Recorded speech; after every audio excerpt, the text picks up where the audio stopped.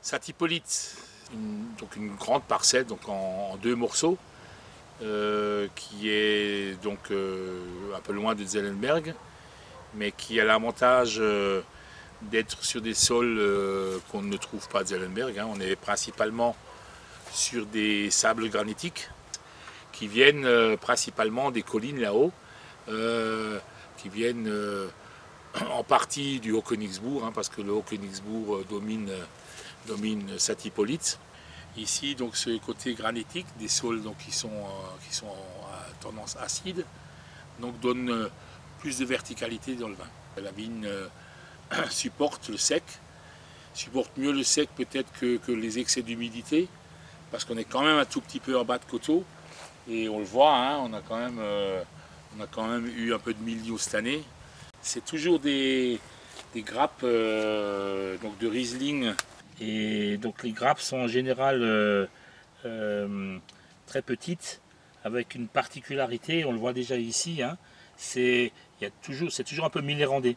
Il y a des baies de différentes tailles, des grosses, des moyennes, et ces toutes petites baies là, qui ont toujours un goût assez prononcé, je dirais plus un petit peu du lieu que du cépage.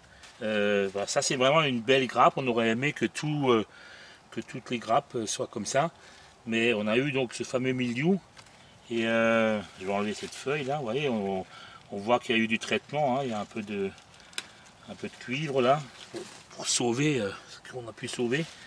Et donc voilà ce qui s'est passé, c'est donc le mildiou a attaqué les grappes, et donc là la moitié, donc cette partie brune là, toutes les baies ont été attaquées par le champignon et sont mortes. Et donc maintenant, ça se détache et il ne reste plus que la moitié, voire le tiers de la grappe. Voilà, donc cette image au niveau du sol, on peut la faire que cette année, parce que comme on a presque des excès, vraiment des excès d'eau, donc toute la végétation est encore verte. Et là, on voit c'est tous les ans un petit peu donc en arrière-saison presque qu'on a ces fameux ombellifères, parce que mon ami Olivier appelle ça des ombellifères. Moi aussi je trouve que c'est très beau le nom, mais ces ombellifères d'avoir un nom précis, et je pense qu'en plus c'est un bio-indicateur.